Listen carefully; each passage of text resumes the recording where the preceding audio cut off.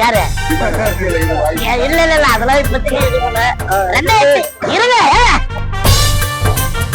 எவ்வளவு ஒரு முக்கியமான ஆளு பேசிக்கிட்டு இருக்கு அரசியல் பத்தி. அது வந்து சர்வம் புருவம் டர்வம்.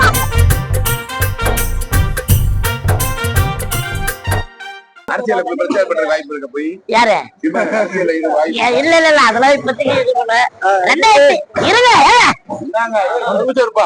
எவ்வளவு ஒரு முக்கியமான ஆளு பேசிக்கிட்டு இருக்கு அரசியல் பத்தி. அது வந்து சர்வம் புருவம் டர்வம். யாருக்கு எனக்கு சூப்பரா இருக்கு சார். இப்ப வந்து ஒரு 4-5 படம் பண்ணிட்டு இருக்கேன். ரசிகர்கள் எல்லாருமே என்ன கேக்குறாங்க. ரசிகர்கள் வந்து என்ன சார் உங்களை படத்துல வந்து இப்ப பாக்கணும்னு இதுவா இருக்குது, உங்களை பார்க்க முடியல அப்படின்னு. ஆனா ரசிகர்கள் வந்து எனக்கு ஆதரவா தான் இருக்காங்க. சினிமா தான் அப்படி இப்படி இருக்குது. ஆனா இருந்தாலும் எனக்கு கடவுள் துணை, ரசிகர்கள் துணை. அவங்க இருக்கும்போது நான் ஏன் போய் பண்ணோம். காமெடி நடிகர்கள் வந்து நடிகர்களாக நடிக்கிறாங்களா, அதை எப்படி பாக்குறீங்க சார்? நான் நல்லா பாக்குறேன், சந்தோஷமா இருக்குது. ஏன்னா மக்கள் ஏத்துக்கிறாங்களா, ரசிகர்கள் ஏத்துக்கிறாங்க, அதனால வந்து சந்தோஷமா இருக்குது. நகைச்சுவை நடிகர்கள் இன்னைக்கு இல்ல, NS கிருஷ்ணன் இருந்து வருது. புரியுதா உங்களுக்கு?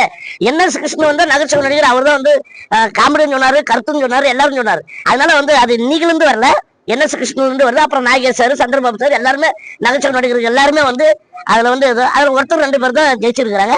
இன்னைக்கு நிறைய பேர் வராங்க, சந்தோஷம். மக்கள் வந்து ரசிகர்கள் வரவேற்கிறாங்கல்ல, அப்புறம் என்ன சந்தோஷம் தானே. விஜய் சப்போர்ட் பண்ணுவீங்களா?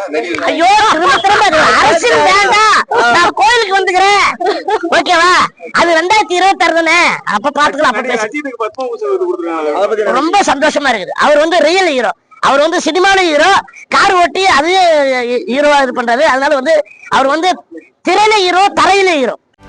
செய்திகளை உடனுக்குடனும் துல்லியமாகவும் தெரிந்து கொள்ள சப்ஸ்கிரைப் பண்ணுங்க.